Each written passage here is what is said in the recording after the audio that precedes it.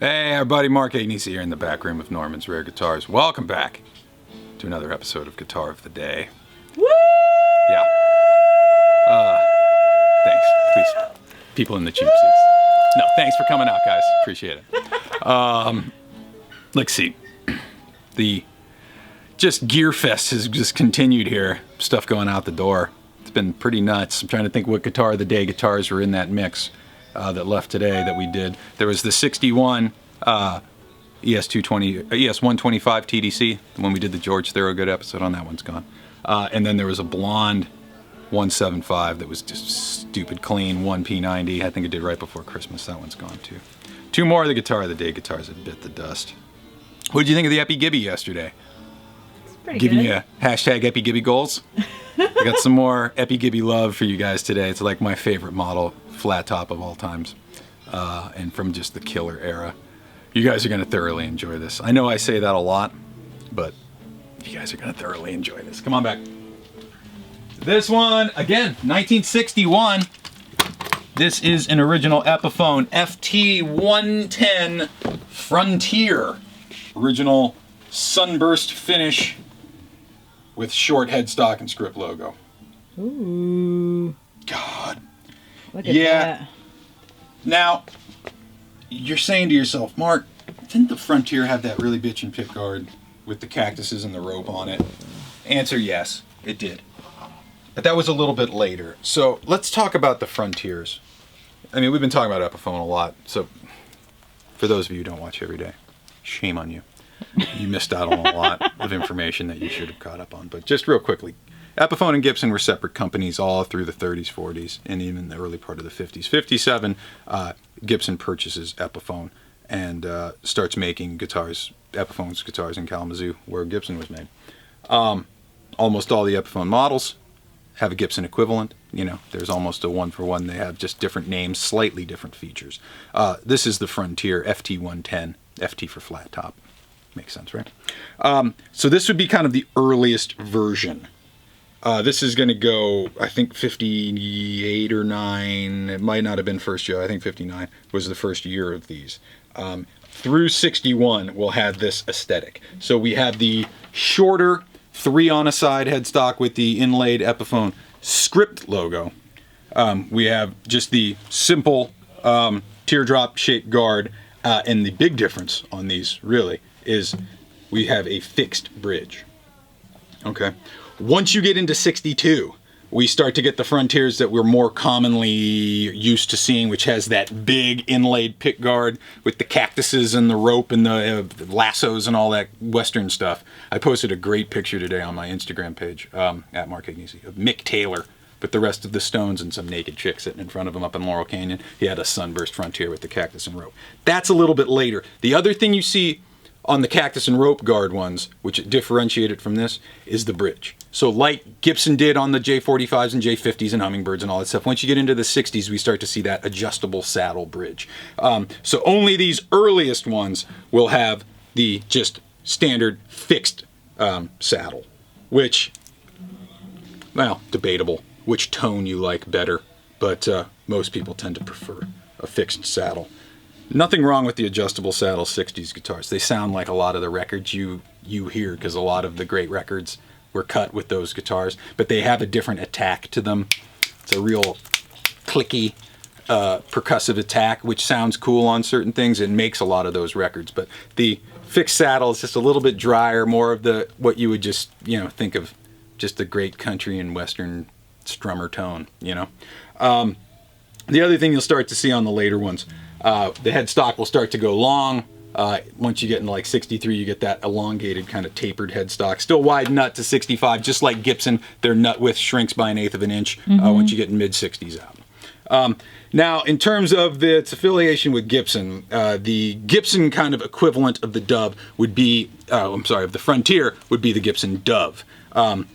And by equivalent, I mean made by, you know, the same kind of spec. So maple back and sides on this guitar, spruce top, rosewood board, rosewood bridge. Now, the one thing about the Frontiers that I have always liked over the Doves from that 60s era is that adjustable saddle bridge does sound a little bit better to me than the Doves, which have the big drop-in tune-o-matic, which does add a lot of weight to the top and kind of dampens the movement on the top a little bit.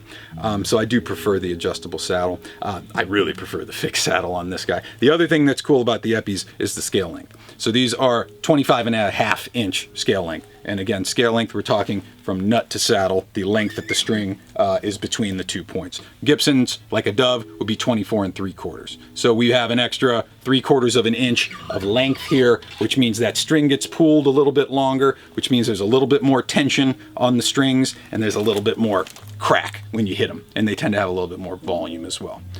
Now they do play a little bit tighter because of that. Some people like the shorter scale because you can bend strings a little bit easier. For me, if you're just banging on these things, the long scale is really what does it. But man, really great guitars, kind of overlooked. They're sleepers, man. If people knew about these, they would cost way more money.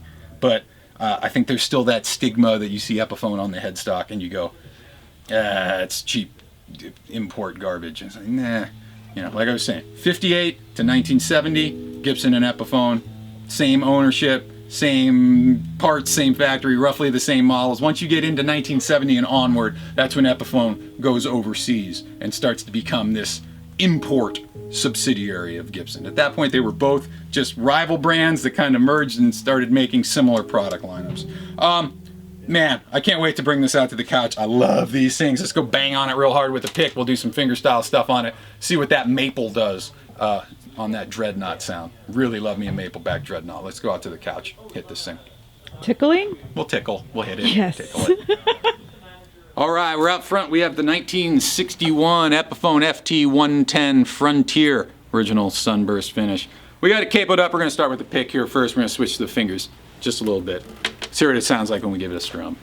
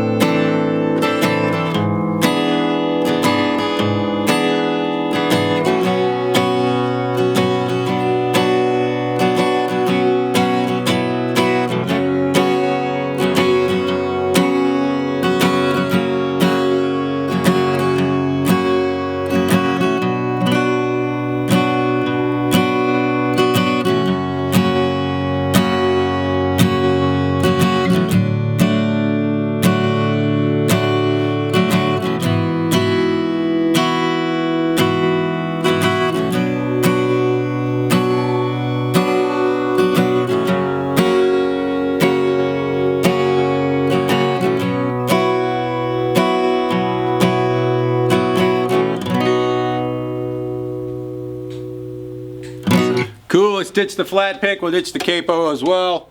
Let's tune this thing real quick.